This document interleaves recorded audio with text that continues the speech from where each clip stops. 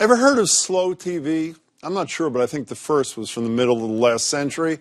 A Yule log burning and burning and burning for hours. Then there was the show that gave us the view of a walk through downtown Toronto.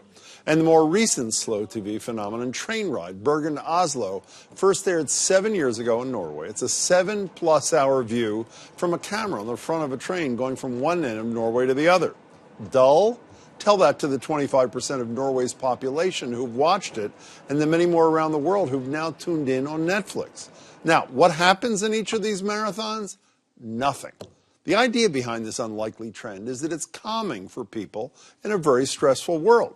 And after a tumultuous 2016, I started watching the train ride where my Christmas vacation began. It worked, a guaranteed stress reducer. But then stress set back in when I realized I had planned to watch all 4 seasons of The Americans, 10 episodes of The Crown, and 20 episodes of The Man in the High Castle during that same vacation.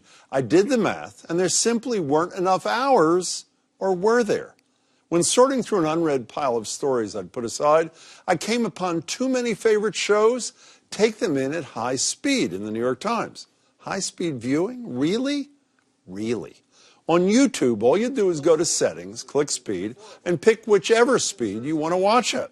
Here's the famous Charlie Bit My Finger at regular speed, which would take maybe 55 seconds to watch in all. Now here it is at 2 times the speed. Ow, Johnny! Ow! Johnny, that really hurt! Saves 30 seconds and still totally understandable. I was onto something, ready for even more fast TV.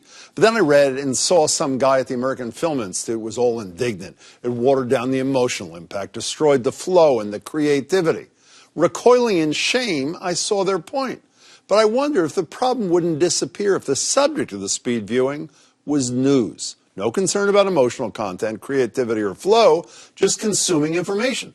But I wasn't sure if I could even understand what Anderson Cooper was saying at 1.2 times the speed when he pilloried some hapless pal. Would I get the whole thing?